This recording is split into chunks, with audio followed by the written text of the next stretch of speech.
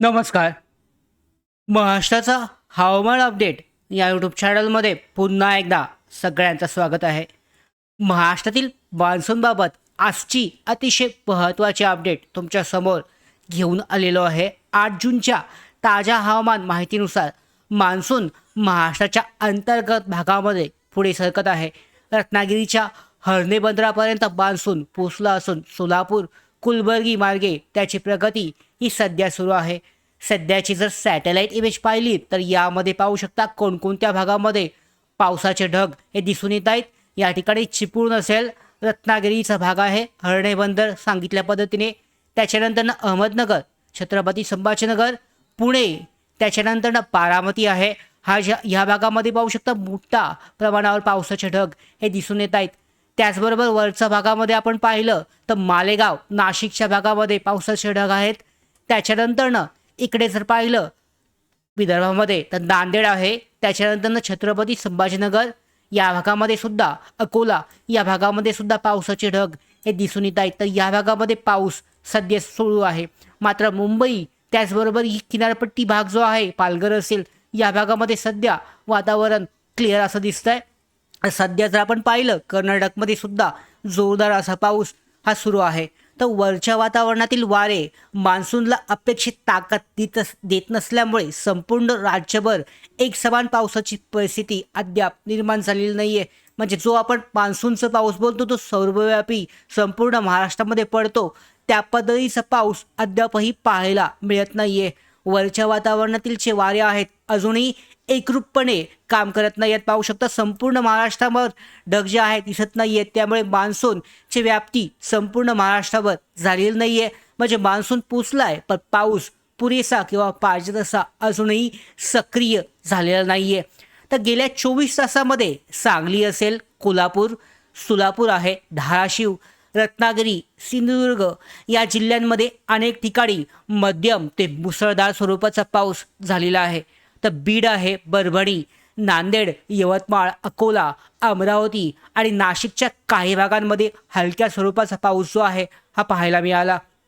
पुणे जिल्ह्याच्या पूर्व भागामध्ये विशेषतः बारामती असेल, त्याचबरोबर दौंड आहे आणि इंद्रापूर परिसरातील जी भाग आहेत, इंदापूर परिसरातील चांगल्या पावसाची नोंद जी आहे ही पाहायला मिळाली.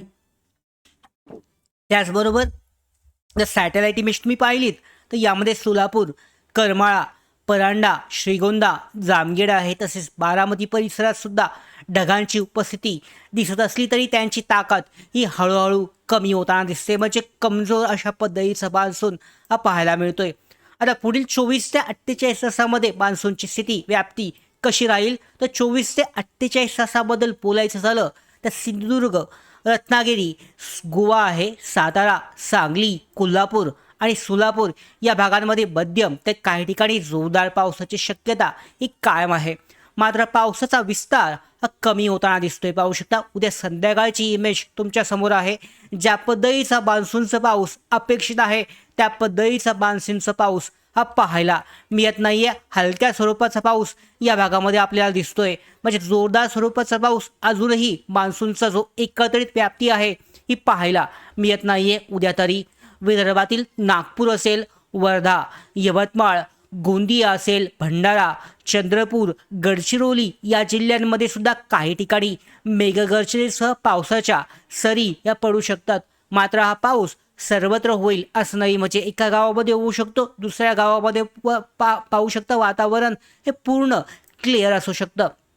त्याचबरोबर मुंबई, ठाणे, पालघर आणि रायगड या किनारपट्टी भागांमध्ये सकाळी किंवा रात्री काही ठिकाणी हलका ते मध्यम पाऊस पडण्याची शक्यता आहे. मात्र सध्या त्याचबरोबर व्यापक स्वरूपाचा जो मुसळधार पाऊस आहे या पावसाचे चिन्ह सध्या तरी नाही आहेत. म्हणजे ह्या भागांमध्ये मुंबई असेल, ठाणे असेल, पालघर असेल, रायगड या भागामध्ये व्यापक स्वरूपाचा एकत्रितपणे सगळ्या भागांमध्ये मुसळधार पावसाची शक्यता सध्या तरी दिसत नाही आहे. आणि यामागचं मुख्य कारण म्हणजे उत्तर पूर्व आणि उत्तर पश्चिमेकडून येणारे जे कोरडे वारे आहेत हे मान्सूनच्या पुढील प्रगतीला अडथळे निर्माण करत आहेत.